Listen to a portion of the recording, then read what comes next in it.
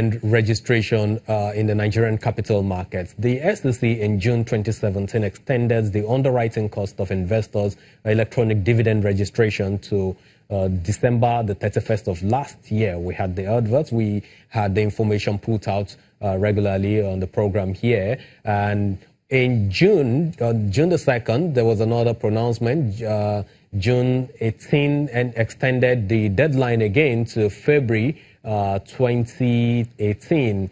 But then when February ended, we had another extension, which was seen this week. Of course, everything being done is to encourage shareholders' participation in the scheme. During the week, the SEC this week gave free E-Dividend registration deadline till March the 31st from the initial February 28th of 2018 again.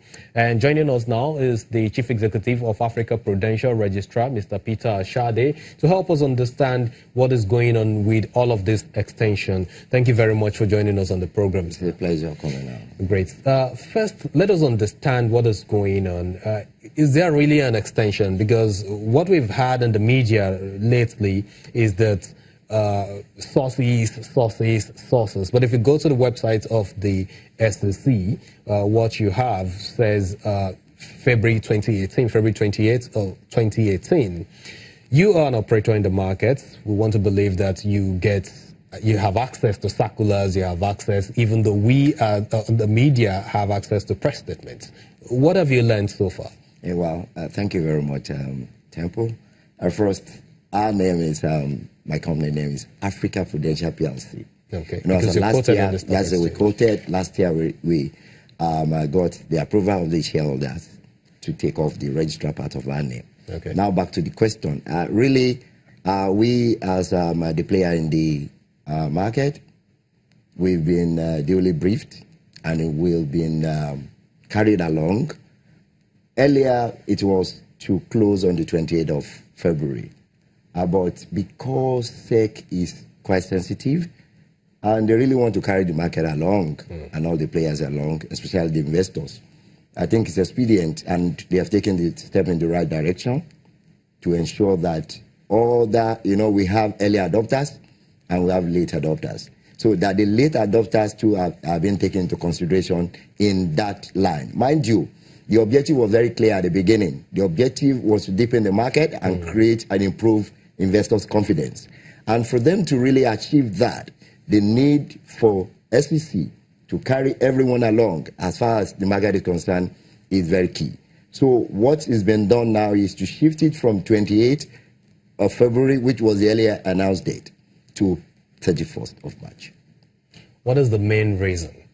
December 31st, 2017, January 31st, 2018, 28th of February, 2018, and now March 31st. What's the likelihood, what's the guarantee that we're not going to have an April 30th? Well, you're right. But mind you, we are all parties to what happened during the BVN registration in Nigeria. That CBN at different time, had to extend the closure date. Why? Because it is a strategy to achieve a particular objective set.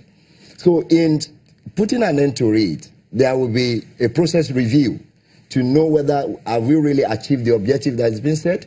What is the percentage of the investor that has keyed into this? If the percentage of the investor, which I think SEC is quite right, that is keying into this is not as, not up to the threshold that could really make SEC to say, well, let's stop it. It means they still have to, because the underlying fact there is that if they are yet to achieve their desired objective, they will still do it. Mind you, within this period, it is expected that SEC will defray the cost. Again. Defray the cost. So the question is showing the sensitivity of SEC to the flight of an average investor as far as the market is concerned, which is expected in any way. So moving into the 31st of March, speaks volume as into the interest of SEC in the market and the investor in the market, which is targeted towards the initial. But what has been achieved so far in terms of compliance? Significantly, I can tell you. I'm a major player as far as the market is concerned, and I know from time to time we do have, the registrars meeting. I can tell you categorically, between the commencement in 2015 till now, there has been a significant shift in the number of people that we have on a database now that get their dividend directly. I can give one or two statistics whereby you see client company prior to 2015, after the dividend payment, maybe even 6 months down the line, you will have paid only 40% of the total dividend for that company. But as of last year, from information at my disposal, you discover even a week after the payment of dividend, more than 80 to 90% of dividends have been paid. So which means that the effort of SEC to ensure that payment of dividend, which is critical point of the return on investment for an average investor in the market, is achieved within the specified time, and which is very key. So I can tell you, people are keen into it. However, we still have some legacy issue, some legacy investors that maybe due to the fact that they bumped their fingers in the bubble that busted in 2008 in the market, decided we don't want to come to this market at all. So we still have that. So sentiment is that. So what SEC is now doing is to ensure that through public enlightenment of the investors, they are able to bring them on board. Yeah, but it says again that there are backlogs on the part of you, registrar, and other operators to clear. What backlogs are you trying to clear? Well, the backlog, I don't know precisely the backlog, because when you look at it, there's a process that you have to follow for you to get registered on a platform. And when you get there, your enrollment you have to fill, and it's